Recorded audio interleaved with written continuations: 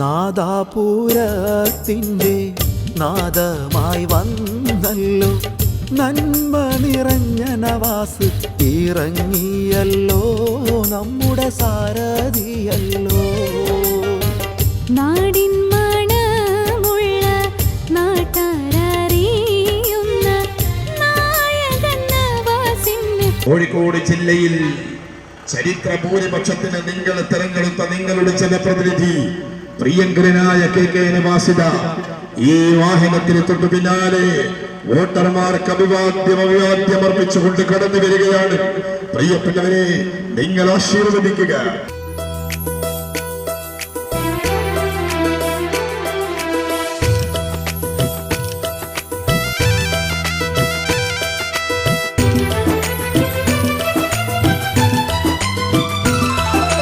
നാദാപുരം ഡിവിഷനിൽ വികസനം സാധ്യമാക്കാൻ നായകനായി നവാസെത്തി നാട്ടുകാരെ. നന്മപ്പൂ മരമായും നറുമണം വീശാനും വോട്ടു നൽകി. ചരിത്ര ഭൂരിപക്ഷവുമായി നാദാപുരം ഡിവിഷനിൽ നിന്നും കോഴിക്കോട് ജില്ലാ പഞ്ചായത്തിലേക്ക് തിരഞ്ഞെടുക്കപ്പെട്ട KK നവാസാണ് ഒരു വലിയ പൗരാവലിയുടെ സമീപത്തു നിന്നും നമ്മളോടൊപ്പം ചേരുന്നത്. തീരെ പ്രതീക്ഷിക്കാത്ത ഒരു ഭൂരിപക്ഷം അല്ലേ, പ്രവചനാതീതം എന്ന് തന്നെ പറയാം. ഭൂരിപക്ഷം ഞങ്ങൾ പ്രതീക്ഷിച്ചിരുന്നു, പക്ഷേ ഇത്ര അധികം പ്രതീക്ഷിച്ചിരുന്നില്ല. ഒരു 12,000 വോട്ട് വരെ ഞങ്ങൾ പ്രതീക്ഷിച്ചതാണ്. അപ്പോൾ ഇത് 18,120 എത്തിച്ചേർന്നിട്ടുണ്ട്.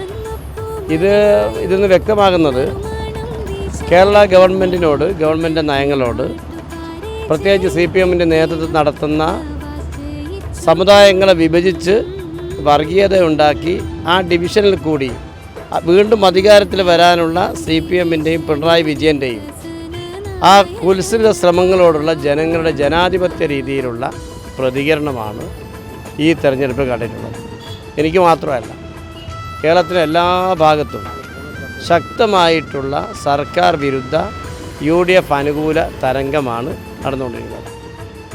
ജീവിതത്തിലെ സമൂഹത്തിലെ എല്ലാവിധ ജനങ്ങളും അസംതൃപ്തരാണ്. മതവിശ്വാസികൾ അസംതൃപ്തരാണ്, സാധാരണക്കാർ അസംതൃപ്തരാണ്, വിദ്യാർത്ഥികൾ, സർക്കാർ ജീവനക്കാർ, കർഷക തൊഴിലാളികൾ, ഇങ്ങനെ നാനാവിധത്തിലുള്ള ആളുകളും അസംതൃപ്തരായി ജീവിക്കുന്ന ഒരു സമയത്താണ് ഈ തെരഞ്ഞെടുപ്പ് വന്നത്. ഗവൺമെൻറ്റിനെതിരായിട്ടുള്ള ശക്തമായിട്ടുള്ള വികാരം ഈ തെരഞ്ഞെടുപ്പിൽ പ്രകടമായി കഴിയും. ഇതിന് വേറെ പ്രത്യേകത കൂടിയുണ്ട്.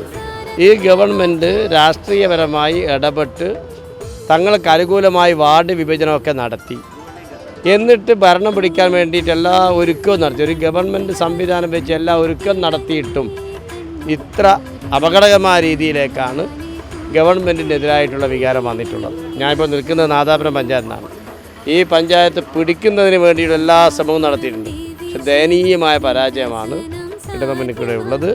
ജനങ്ങൾ അർപ്പിച്ചിട്ടുള്ള വിശ്വാസം, ജനങ്ങളുടെ ഞങ്ങളെ UDFന് അർപ്പിച്ചിട്ടുള്ള ഈ വിശ്വാസത്തെ പരിപൂർണമായി ഞങ്ങൾ ഉൾക്കൊള്ളും. അതിനനുസരിച്ച് ഞങ്ങൾ പ്രവർത്തിക്കുകയും ചെയ്യും. നാദാപുരം ഡിവിഷനിൽ മാത്രമല്ല, ജില്ലയിൽ തന്നെ ഏറ്റവും ഉയർന്ന ഒരു ഭൂരിപക്ഷമാണ് ലഭിച്ചിട്ടുള്ളത്. ഇതിനെക്കുറിച്ച് UDF നേതൃത്വത്തിൻ്റെ ഒരു പ്രതികരണം എങ്ങനെയായിരുന്നു? നാദാപുരം ഡിവിഷനിൽ ഇതുവരെ ഇല്ലാത്തൊരു ഭൂരിപക്ഷമാണ്. കോഴിക്കോട് ജില്ലയിൽ തന്നെ ഏറ്റവും ഉയർന്ന ഭൂരിപക്ഷമാണ്. ഈ ഡിവിഷനിലും ഈ പ്രദേശങ്ങളിലും ജനങ്ങൾ വിലയിരുത്തുന്നുണ്ട്. ഞാൻ തെരഞ്ഞെടുപ്പിൻ്റെ സമയത്ത് തന്നെ പറഞ്ഞിരുന്നു, ഏകദേശം ഒരു വർഷം 5000-ഓളം കുട്ടികൾ, ഡിഗ്രി കഴിഞ്ഞ് വരുന്ന വിദ്യാർത്ഥികൾ നാദാപുരത്തുണ്ട്. ഇവരെ അഡ്രസ്സ് ചെയ്യാനുള്ള ഒരു സംവിധാനം ഗവൺമെൻറ് ഭാഗത്തു നിന്നില്ല. മാത്രമല്ല, പുതിയ തലമുറയ്ക്ക് ആവശ്യമായ തൊഴിൽ, വിദ്യാഭ്യാസം, മറ്റ് കാര്യങ്ങളൊന്നിലും ഈ ഗവൺമെൻറ്റിലോ അല്ലെങ്കിൽ ഇടതുപക്ഷം ഭരിക്കുന്ന മറ്റ് സംവിധാനങ്ങളിലോ ഇല്ല. അവരുടെ അജണ്ടയിലേ ഇല്ല. എന്നാൽ ഇതിനൊക്കെ അഡ്രസ്സ് ചെയ്യുന്ന അജണ്ടയാണ് UDF തയ്യാറാക്കിയത്. അതിൻ്റെ ഒരു പ്രതികരണം കൂടി ഇതിലുണ്ട്. 18,000 കടന്നിട്ടുള്ള ഭൂരിപക്ഷം അതിൻ്റെ ഒരു സൂചകമായിട്ടാണ് ഞങ്ങൾ കാണുന്നത്. ഒരുപാട് പ്രദേശത്ത് ഇതേപോലെ മാറ്റങ്ങൾ വന്നിട്ടുണ്ട്.